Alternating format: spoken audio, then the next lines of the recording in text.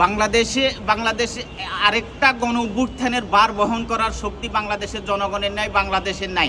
যদি বাংলাদেশে আরেকটা গণ অভ্যুত্থানকে এড়িয়ে যেতে হয়, তাহলে এই দেশে যারা গণতান্ত্রিক দল আছে সকলকে নির্বাচনে অংশগ্রহণ করার সুযোগ দিতে হবে। এবং বাংলাদেশের একটা বৃহৎ রাজনৈতিক দল হচ্ছে আওয়ামী লীগকে বাদ দিয়ে বাংলাদেশে কোনো নির্বাচন সুষ্ঠু হবে না, বাংলাদেশের রাজনৈতিক নির্বাচন গণতান্ত্রিক নির্বাচনও হবে না। তাই আওয়ামী লীগকে রাজনীতিতে ফিরিয়ে আনতে হবে এবং তাদের গণতান্ত্রিক রাজনীতি করার সুযোগ দিতে হবে। না হলে বাংলাদেশ ক্রমান্বয়ে আরেকটা দুর্বিষহ অবস্থা বিরাজ করবে, বাংলাদেশে আরেকটা গণঅভ্যুত্থান হবে। সেই গণঅভ্যুত্থানের ভার বহন করার মতো বাংলাদেশের মানুষের এখন আর অবস্থা নেই, বাংলাদেশেরও অবস্থা নেই। তাই আমরা মনে করি যে আওয়ামী লীগকে সুস্থ রাজনীতি করার সুযোগ দিতে হবে এবং তাদেরকে নির্বাচন করার সুযোগ দিতে হবে। না হলে দিন দিন ক্রমান্বয়ে বাংলাদেশের পরিস্থিতি আরও খারাপ হবে। আপনারা জানেন যে এখন উপদেষ্টারা তারা ক্ষমতায় থেকে তারা নির্বাচনের ঘোষণা দিচ্ছে, তাহলে তো এখানে তো সুষ্ঠু নির্বাচন হবে না, কারণ তারা তো ক্ষমতার অপব্যবহারই করবে।